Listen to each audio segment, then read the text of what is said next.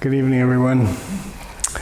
So I thought I'd start. I saw the Quantum School of Zen, which we're a part of, put out on a Facebook page. They put a quote out today from Zen Master Bon, who's a Dharma brother of mine. He's the head teacher in Korea right now. We have a monastery there in Korea. It's a formal, mostly somewhat Korean Zen monastery.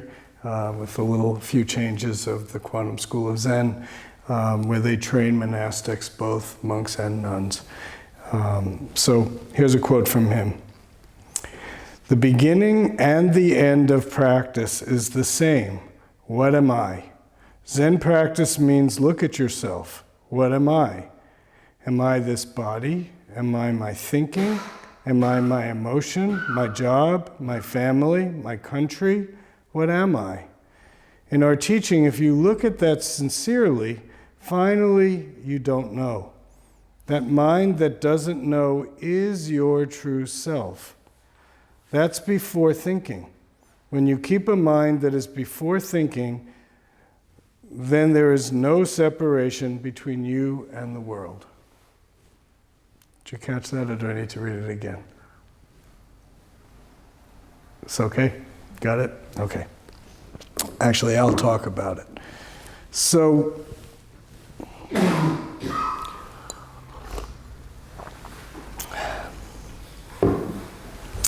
think it's important when many of us come to a Zen center. Some of you are new here. Some of you have been coming for a little while. Some of us have been here for quite a long time. But each one of us has to come back to this great question, what am I? In ancient China, they said it takes three things to practice Zen. The first is great doubt. This is this don't know mind that Bon Soeng is talking about. The second is great effort or great courage. And the third is great faith.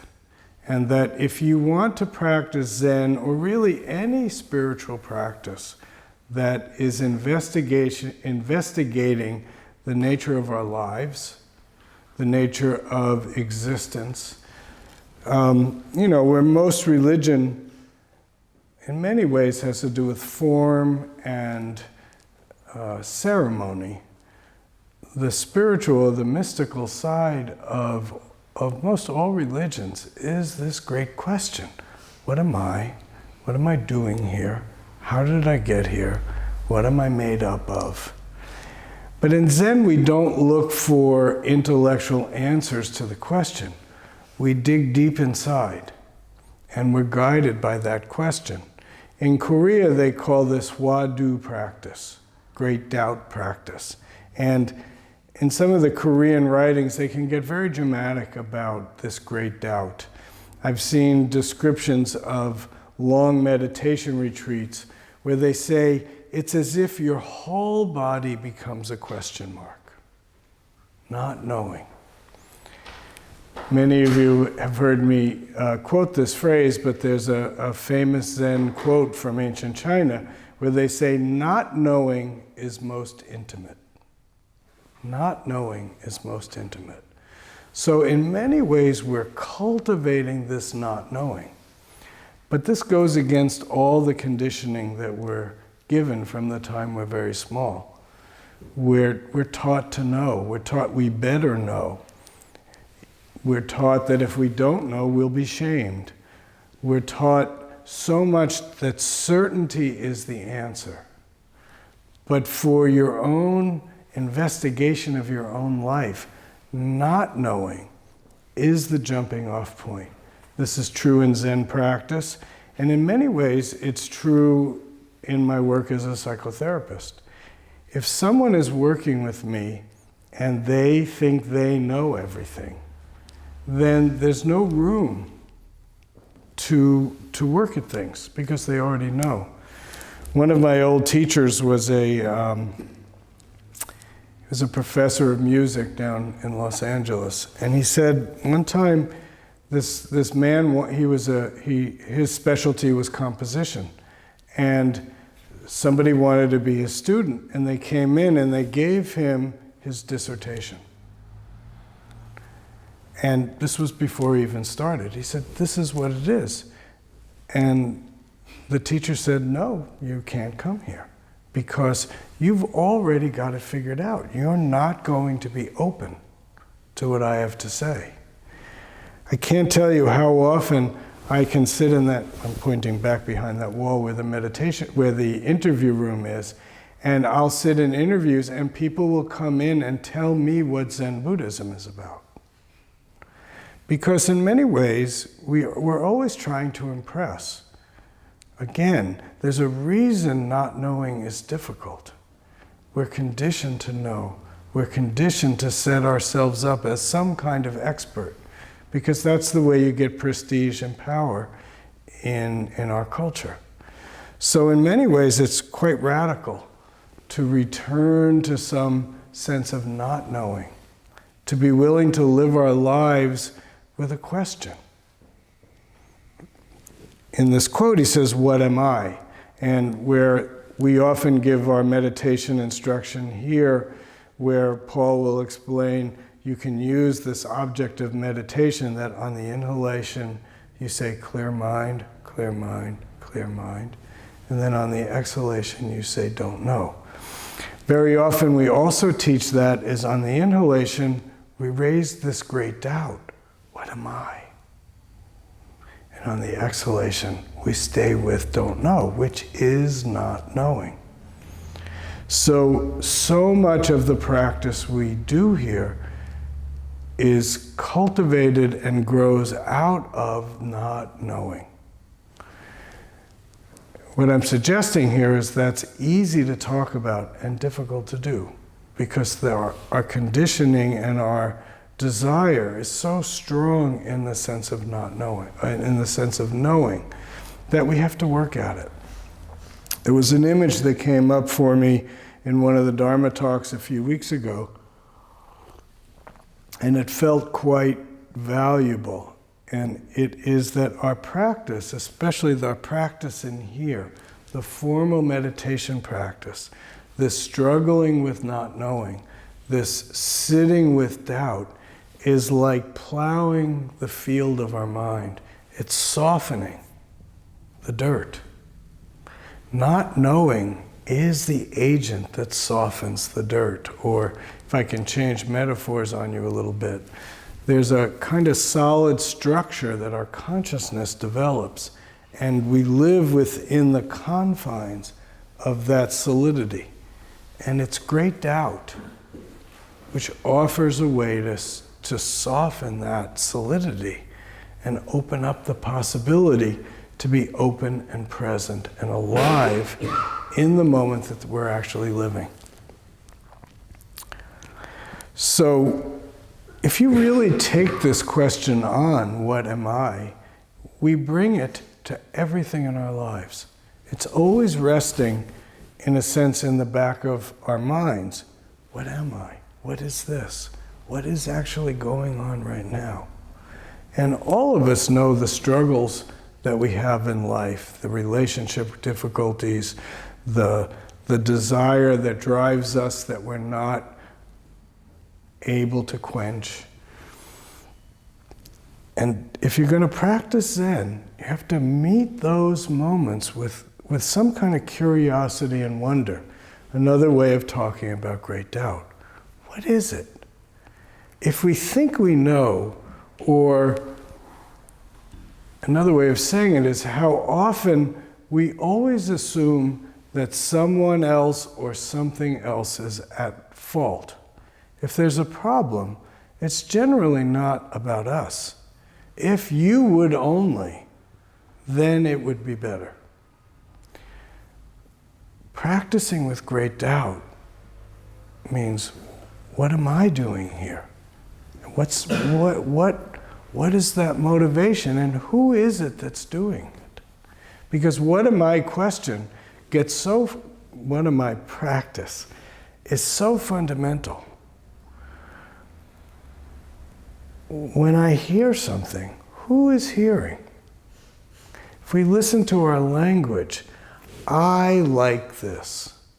I want this. Who is it that actually wants? Where did that want come from? One trick of language that I find often helpful is if you hear in your mind this phrase, I want, to change it from first person to third person. Rather than I want, which say I wants. Then you see that this thing that we call I is what wants. But what is it? In the quote, Zen Master Bon Soeng says, is it my body? Well, what is my body really? What's mine and what's not mine? At this point, it often strikes me that to remember that there's so many cells in our body that aren't human cells. I read one time that the number of bacteria in our gut is more than the amount of human cells we have in our body. So who's hosting who? We don't know. And where does that motivation come from? Where does our desire for particular kinds of food arise out of? We think it's my like and my dislike. But maybe it's actually the craving of the bacteria. That somehow the message gets sent to us. Now, I don't know if that's true, but we don't know if it's actually not true.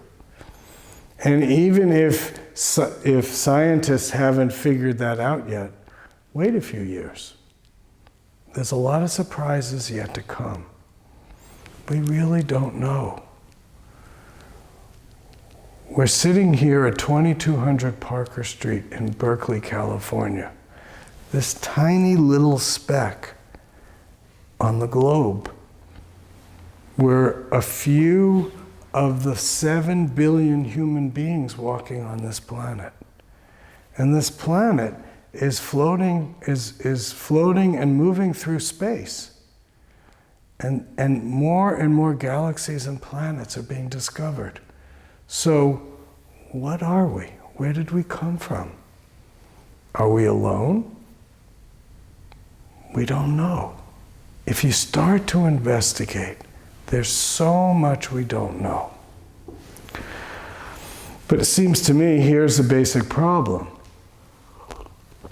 Since we're conditioned to know, and our self-esteem and our sense of who we are in the world is based so much on what we know, or what we pretend to know, then how is it that we can get comfortable enough with this not knowing in order to use it as a practice? And I think in many ways, formal practice is a major aid that we have. Because in our meditation instruction, we talk about breathing into our lower abdomen. Paul gives the meditation instruction. He has his own particular way of talking about the breath. I would talk about it a little bit differently. Paul thinks that what I'm about to say is a breath exercise, but it's not. But physiologically, we need to slow our metabolism down. Our whole body is amped up and working at a very high pace. And what has been seen is that if we slow our breath down, and they say around 5-6 breaths a minute, the body starts to relax. So one of the important aspects of our practice is to calm our system down. There's so much anxiety in our world. There's so much frantic energy. I had a very full day today. I left home around 9 o'clock. I'm not going to really get home till about 9:30 tonight. I worked with a lot of people. I had some other meetings. I had some other conversations I had to talk. And everything was quite fast-paced. And in my kind of work, I'm having to stay quite present and quite open and receptive to whoever or whatever the situation I'm working in. To do that, I've needed to learn to calm my energy. somebody I was working with today, I've been working with her maybe 3, 4, 5 months, and she said, I usually don't trust anybody. And I've worked with other therapists, and very often I'll see them twice, and I'll say, what are they going to do for me? And I leave them. And she said, I don't know what it is about you, but somehow I feel safe enough here. It's not that I'm doing something miraculous in the room, but I've trained my mind and my heart and my body to be calmer. And in that calmness, there's some room for some authentic connection to happen. There's a way that we can settle together and question and wonder. So, I think it's very important. Paul talks all the time about bringing our breath to our lower abdomen. There's actually a practice we can do to bring our energy down. Some of us get locked in our heads. We're always thinking our way out of things. We're planning. There's this constant chatter. For some, we're locked in our hearts. Our emotions grab us, and our emotions pull us around. The way to work with this is to bring your awareness and your attention down to your lower abdomen. Slowly breathing in, slowly breathing out. Not in a kind of forced way, but in a relaxed and open way. And by doing that, we bring energy into our lower abdomen. Actually, the metaphor that really works for me is that all of us, it's as if our lower abdomen is a bowl. And what we're needing to do is hold our whole life experience in this bowl. But if the bowl is too small, the energy's constantly falling over the edge, and that's anxiety provoking. That makes our energy shoot out. So by making this lower abdomen a place of awareness, we're making that bowl big enough to hold our experience. And if we can hold it, we can be present with it. If we can hold it, we can be more authentic. If we can hold it, we don't have to pretend so much. You know, you see it all the time. People get lost in some feelings and then they strike out. In psychology, we call it acting out. It's like we have one impulse, but we reject that, so we do the opposite. And if we can calm ourselves and rest here, we can stay with what's real. And that is the way to be in not knowing. Because we're so afraid of the groundlessness, you could say, of not knowing. If I don't know, who am I? But of course, if I don't know, and this question, who am I, is the way to enter into not knowing. Another way we can talk about this, and I think it's somewhere in this quote, is before thinking. I can hear, every time I hear this phrase, before thinking, I hear that man, Zen Master Bon Soeng, saying, your before thinking mind, my before thinking mind, same mind. Human universal mind. We all have it. You begin to think, I begin to think, our minds become separate. Then there's my thinking and your thinking. I hold up this stick. Each one of us sees the stick. Boom. It's no problem. But immediately we go to commentary. Maybe Karen sitting over there sees this end of the stick that's dark, and she says, oh, that's a strange color for that stick. There's something wrong with that stick. Maybe Sergey over here sees this bark on the stick and says, oh, how lovely that is. It has such a nice flow in the, now you're hearing my opinion, actually. and the stick flows, and I found this stick on a beach on Vashon Island, and I cut it, and it just kind of spoke to me. That's my mind. But the stick is as it is. I think it's a wonderful stick. Other teachers look at it and think, garbage. Am I right and they're wrong, or are they wrong, am I right? Not necessarily. It's just the flowing of feeling and opinion. There's nothing wrong with it. I found this stick, I liked it, I made it into a Zen stick. It's okay. But to make it to be special is the specialness of our own thinking. So you can see, I even have a question about my relationship to this stick. What is it? Everything is a question. When you begin to do something, what are you doing right now? Who is doing it? What is actually going on? You know, I read, or I saw somewhere, they were talking about misdiagnoses with doctors. And they did a study, and they found that within 10 or 15 seconds of the patient talking to the doctor about their symptom, they've already settled on a diagnosis. And once you settle on it, it's very difficult to shake it. So they try to train doctors to slow down in their diagnoses. Take another 45 seconds and listen a little bit. I'm a little facetious, maybe it's 5 minutes. The medical system these days, they're getting you in and out very quickly. But we need the time to wonder, to actually understand what's happening. This weekend we have a 2.5 day meditation retreat happening in this room. And we're going to sit here and slow down.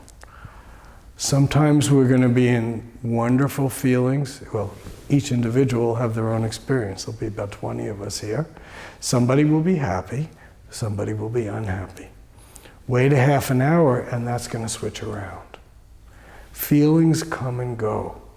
We slow ourselves down to be able to witness them. You know, there's that phrase, bearing witness. Not knowing means bearing witness to this moment. But if you're just filtering your perception through what you already know, you're not really bearing witness. You're just laying your construct on top of the situation. To bear witness means to listen, to be curious, to allow yourself to sit in wonder, and allow that wonder to percolate. And my experience as I watch this is that human tendency to fix something, to make it this rather than that. But I've watched long enough to know that that desire to make it one thing rather than another often leads to misperception. So great doubt doesn't mean self-doubt. It's not about what's wrong with me. It's about this great curiosity and wonder. When we sit in formal meditation, we cultivate that curiosity and wonder. When we do our practice in our everyday life, we're using that curiosity and wonder as a way to truly express our nature, to break open the construct enough for something more real and authentic to emerge. And my experience when that happens, the world changes some. People relate differently. It's possible to soothe the world in a way that can bring some more peace and harmony and maybe love and well-being to the world around us. So often, if we're not conscious, we just make things worse. We all know that's true. Watch your life. Watch the messes that we make. A lot of times we're making those messes because we're not present enough. I know for me, some of the messes that I make, is when I get a little too exuberant and my mouth gets a little too loose. So for me, I've learned to try to pay attention to that. I can, if I'm watching, I know the feeling in my body. Doesn't mean I always can change that or stop it. But if I can, beautiful. And if I'm watching and present, if I can't, then I get to watch how it plays out, and I can gain more wisdom and perspective because I'm there wondering all the time.